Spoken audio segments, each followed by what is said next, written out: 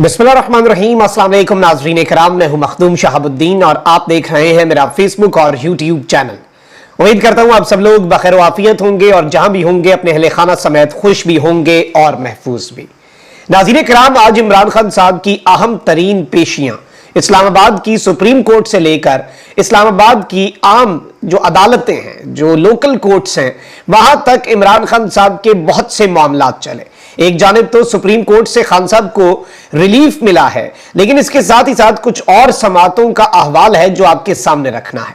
और इमरान खान साहब पर बोतल से हमला हुआ है, अब तक का सबसे बड़ा सिक्योरिटी लैप्स जो है वो इस वक्त सामने आ चुका है। इहाता अदालत में क्या कुछ होता रहा, खबर फैल गई और एक सहाफी ने इमरान खान साहब के साथ बदतमीजी भी की और इमरान खान साहब के साथ एक मुकालमा जो है वो इस वक्त काफी जेर बहस है। उसकी मुकम्मल कहानी भी आपके सामने रखनी है। ये शख्स कौन है जिसने भरे मजमे में खान साहब से सवाल पूछा, और सहाफी का काम मुअद्दबाना अंदाज में सवाल पूछना होता है। उसने इमरान खान साहब से सवाल पूछा कि खान साहब आपको शर्म आती है, और अगर नहीं आती फिर तो खान साहब आप बहुत ज्यादा ढीठ हैं।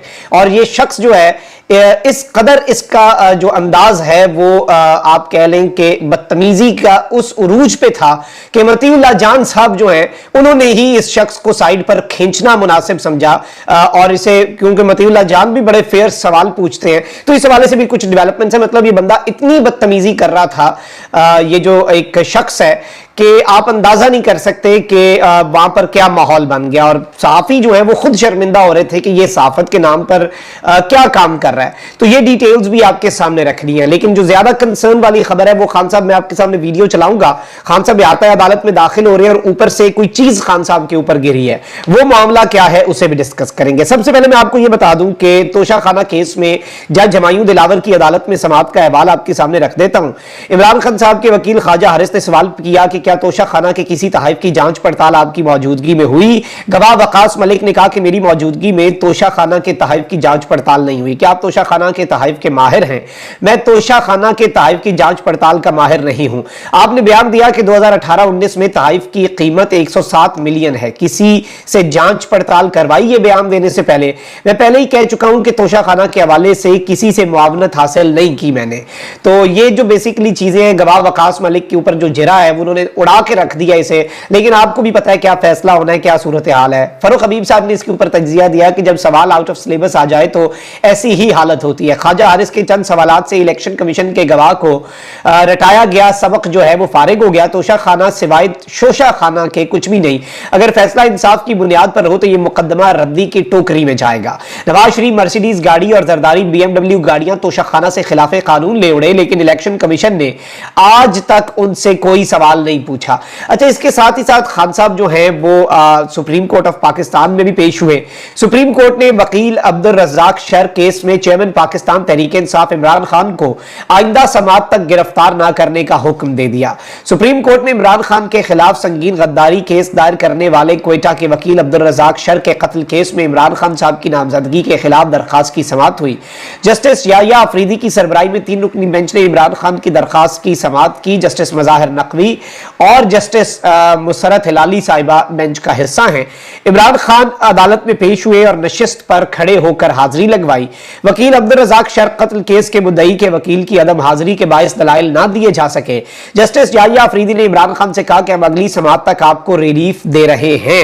एडवोकेट जनरल बलोचिस्तान का कहना था कि चेयरमैन PTI को कहे कि वो तफ्तीशी अफसर के सामने पेश हों। जस्टिस याया अफरीदी ने सवाल किया कि इमरान खान आपको तफ्तीश के लिए दरकार है। जस्टिस मज़ाहिर नकवी का कहना था कि किस बुनियाद पर आप चेयरमैन PTI को शामिल तफ्तीश करना चाहते हैं। एडवोकेट जनरल बलोचिस्तान ने कहा कि FIR के मुताबिक इमरान खान को शामिल तफ्तीश करना चाहते हैं। जस्टिस याया अफरीदी ने एडवोकेट जनरल बलोचिस्तान से कहा कि अगली समाअत तक आप हिदायत लें कि दरखास्त गुजार क्यों तफ्तीश के लिए दरकार है।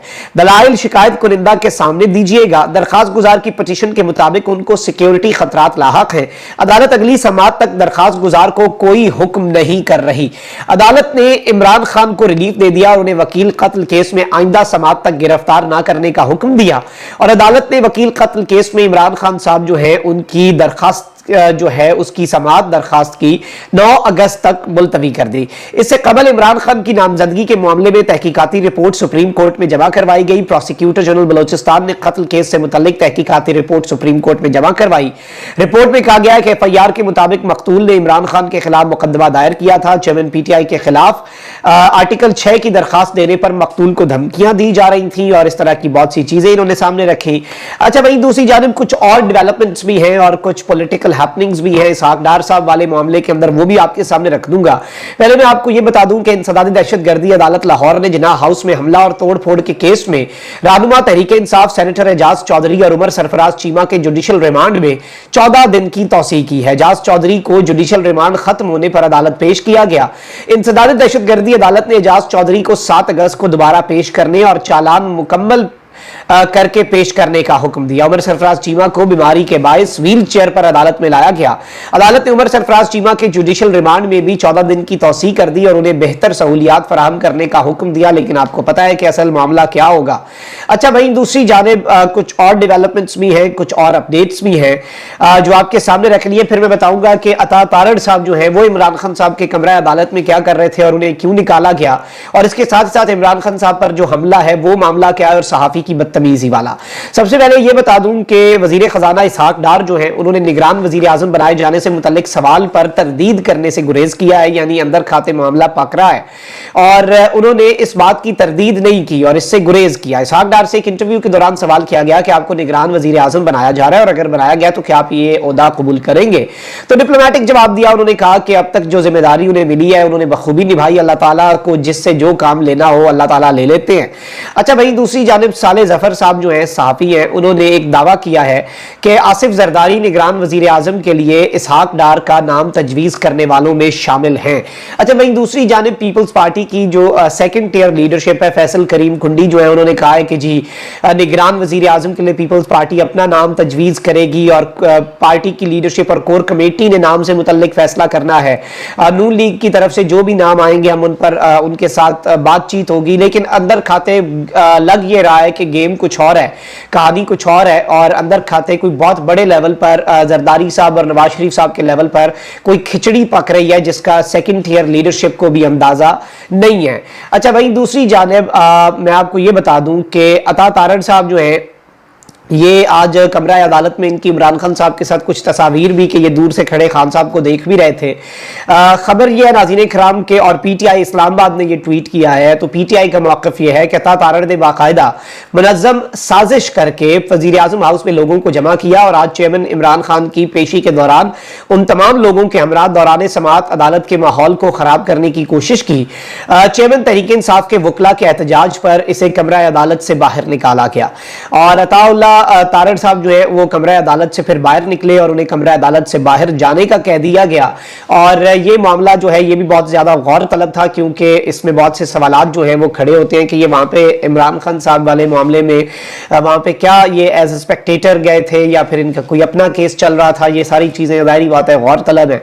वहीं दूसरी जानिब सुप्रीम कोर्ट में इमरान खान साहब की जो आम तरीन पेशी है उस दौरान एक इंतहाई नाखुशगवार वाकया पेश आया। सुप्रीम कोर्ट के कमरा अदालत नंबर 3 में जो ही इमरान खान दाखिल हुए, सहाफियों और वकला की गैर मामूली तादाद इमरान खान साहब के इर्द गिर्द जमा हुई। साबिक वजीर आजम दाएं जानिब की पहली नशिस्त पर बैठे। जजेस के कमरा अदालत में आने से पहले सहाफी उनसे सवाल जवाब करने लगे। एक सहाफी ने सवाल किया कि आपको सुप्रीम कोर्ट से क्या तवक्कुआत हैं, जिस पर इमरान खान बोले मुझे सुप्रीम कोर्ट से इंसाफ की तवक्को है। सहाफी ने सवाल किया कि इसहाक डार बतौर निगरान वजीर आजम आपको कबूल होंगे। इस पर इमरान खान ने कहा कि इससे बड़ा और कोई मजाक नहीं हो सकता। एक और सवाल हुआ कि आपसे किसी ने बैकडोर राब्ता किया, जिस पर खान साहब ने कहा कि मुझसे तो अभी तक किसी ने कोई राब्ता नहीं किया। और एक सवाल यह भी हुआ कि जस्टिस काजी फाइज ईसा से कितने पुरुमीद हैं। इमरान खान साहब ने चंद लम्हों के तवक्कुफ के बाद कहा कि देखें क्या होता है। साथ खड़े एक साफी ने कहा कि काजी साहब बुनियादी इंसानी हुकूक के तहफ़्फ़ुज़ के लिए वाज़ेह मौक़िफ़ रखते हैं, जिस पर खान साहब ने खामोश रहते हुए इस बात में सारे लाया कि ठीक है जी आप कह रहे हैं तो यही होगा।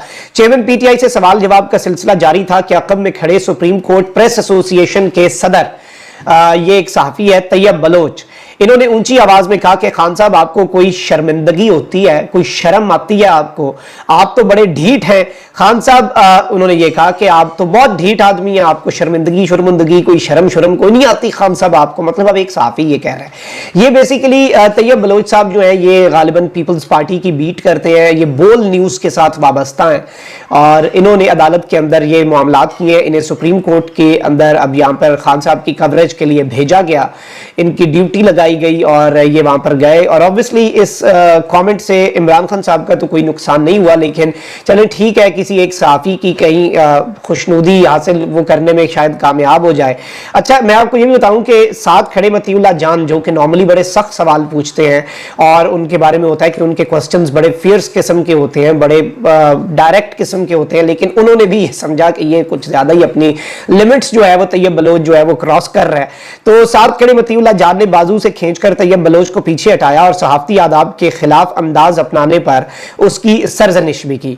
और इस सब के अंदर मैं आपको ये बता दूं कि अब ये बड़ी एक इंपॉर्टेंट चीज है, इससे बहुत से सवालात खड़े होते हैं कि असल मामला, असल माजरा क्या था और ये इन्होंने यहाँ पे बदमजगी बनाने की इन साहब ने क्यों कोशिश की।